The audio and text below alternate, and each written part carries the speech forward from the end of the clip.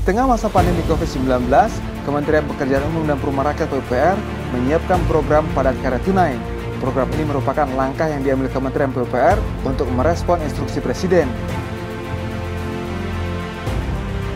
Program padat karya tunai diharapkan mampu mempertahankan daya beli masyarakat dan membuka lapangan pekerjaan di tengah ketidakpastian kondisi ekonomi akibat pandemi. Program ini juga ditujukan untuk mendukung program food estate atau lumbung pangan nasional. Kementerian PUPR menganggarkan dana sebesar 11,45 triliun rupiah. Lokasi program tersebar di 34 provinsi di Indonesia. Program ini berpotensi menyerap lebih dari 600.000 tenaga kerja. Program padat karya tunai utamanya akan digunakan untuk 11 program. Salah satu program padat karya tunai yang sedang digalakkan Kementerian PUPR di masa pandemi adalah percepatan peningkatan tata guna air irigasi. Pada 2020, pelaksanaan program ini ditargetkan menjangkau 10.000 lokasi dengan total anggaran 2,25 triliun rupiah.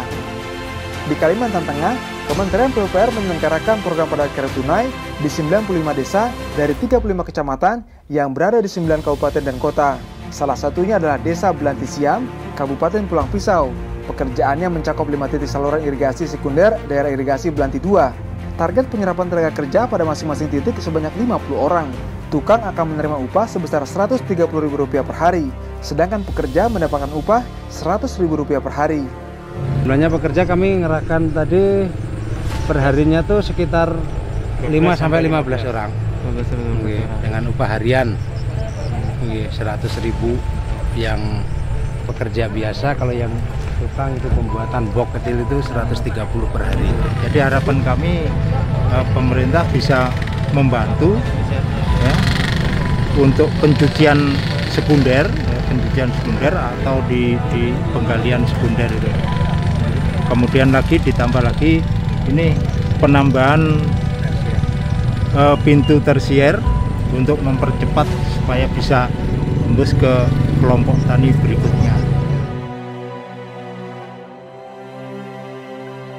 Program padat karya tunai juga ada di Kabupaten Batang, Jawa Tengah. Jenis pekerjaannya antara lain berupa pembangunan dan perbaikan saluran irigasi desa di Desa Ketanggan. Masing-masing desa di Kabupaten Batang akan menerima anggaran sebesar Rp195 juta. Anggaran ini digunakan untuk membeli material dan upah pekerja. Warga desa membangun saluran irigasi sepanjang 200 meter. Saluran irigasi ini akan mengairi daerah irigasi seluas 36 hektar dan berdampak pada sekitar 100 kepala keluarga. Pembangunan irigasi kecil dilakukan dengan memasang batu kali sepanjang 200 hingga 350 meter.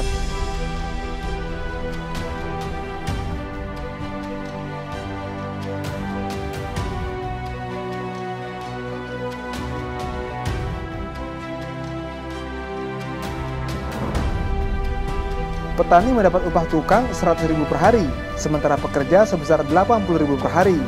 Pelaksanaan pekerjaan selama 100 hari kerja.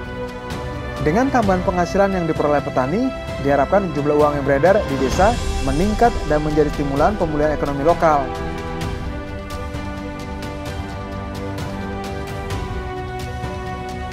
Program ini tentu mendapat respon positif dari para petani. Mereka mengaku terbantu karena mendapatkan air dan tambahan pendapatan. Yang irigasi ini kan yang tadinya cuma dapat menampung mungkin dalam 20 hektar, kurang mungkin lah. Selepas adanya ini mungkin bisa jadi 30 hektar lebih mungkin. Dan yang penting kan itu untuk mengurangi pengangguran Pak akibat dari COVID. Jadi ada yang ikut kerja sini, jadi menambah hasil lah Pak gitu. Ya sangat terbantu. Jadi orang pengangguran bisa ikut kerja di sini ya.